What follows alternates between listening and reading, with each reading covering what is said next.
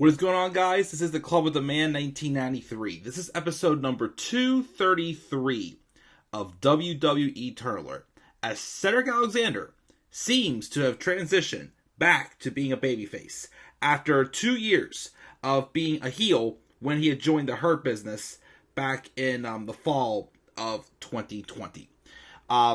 With the story recently of Bobby Lashley, Omos, and MVP, Cedric in all their feuds, all Bobby Lashley's feuds after they split the Hurt Business, seemed to try to be like a backseat, kind of been like the designated jobber for the give whoever was involved in the feud with Bobby Lashley, or Lashley himself, of course, someone else that they can, just get an easy enhancement win over. Which, of course, is absolutely ridiculous. And at Hell in a Cell, I think Alexander had, tried to take up an offer with MVP and Omos, which they denied.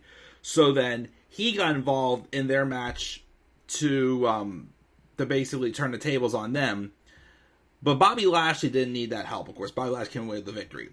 Afterwards, it was kind of like, it felt, I hate to compare it to this, even though I love Harry Potter, but it felt like the exchange, it felt like Cedric was Dobby and Bobby was, was Harry. And basically, Bobby told Cedric, hey, we doubt that was cool, but don't ever get involved with one of my matches again. And of course, ever since then, Cedric 2 weeks ago has jobbed on Raw to both Omos and MVP.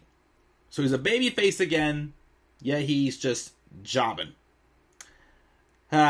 Cedric. That heel turn was genius that they did for him. Yes, I still to this day believe the person that they should have picked to join the Hurt Business should have been Apollo Crews. I still think it should have been Apollo. Yes, he did eventually turn heel. Yes, he did, have a brief, mid-card push. It went nowhere. I think I heard now he went back to NXT, I think, but I don't watch NXT, so I can't talk about about it at all. But Cedric was definitely a good second option. Heck, any of them involved in that feud at the time, when it was like, the baby faces of like Cedric, Apollo, Ricochet, Mustafa Ali before he was revealed to be the leader of Retribution, all of them were good candidates to have been dragged into the Hurt Business. It was a great opportunity for Cedric, and he was rolling with it too. They gave him and Shelton the tag titles, but then of course they had to split them up because that was around the time where Drew McIntyre was starting to get a little overexposed, and people thought he was going to get Cena or Roman. Basically, they thought they were going to, get tired of him being overpushed as the top babyface. So to avoid him getting booed, they knew people were hot for the Hurt Business. They deleted the Hurt Business. And then, of course, to make it worse, eventually they tried to put the Hurt Business back together, but the momentum was just so long gone that it was just too late. There was no saving the Hurt Business, and there was no saving Cedric. There wasn't.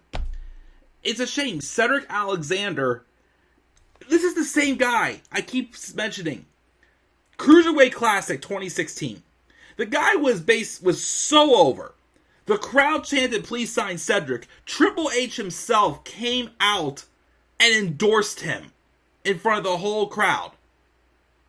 And yet, he went to 205 Live after a slow start, and Triple H got more control of the Cruiserweight division, had an excellent run as Cruiserweight champion. I flat out told this son of a gun, when I met him at WrestleMania Access, that he deserves to be world champion, and I would love to see a main event WrestleMania for the world title with AJ Styles someday. I told him that, and he appreciated it, he was a cool dude. Cedric was a very cool dude when I met him in person. And of course, we did get that match, except it was for the US title, and it was on the freaking pre-show of Clash of Champions. 6 months later. Still pissed about that. I still will rant about that. How could you put a match like AJ Styles and Cedric Alexander, even with a mid-card title too, how could you put that match on the freaking pre-show? And they buried him. Now again, he's jobbing to Omos and MVP. I'm surprised that if they ever do any more, which most of the releases they seem to be doing anymore are from NXT, because more so like, oh, you come in, oh, you're good, you can stay, oh, you suck, you can leave after 6 months or whatnot. If they ever do another round of budget cuts on the main roster, I'm pretty sure they're going to cut Cedric loose. Which if they do, he deserves to be free and be able to go somewhere he's much more respected, because this is just ridiculous.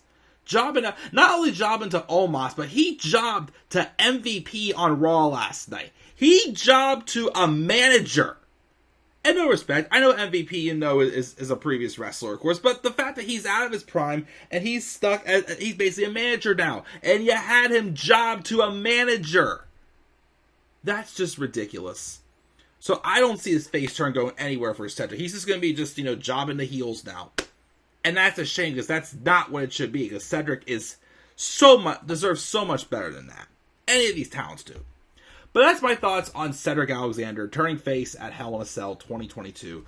What are your thoughts, guys, about Cedric Alexander being a babyface again? Do you think that he would benefit if they never broke up the Hurt Business?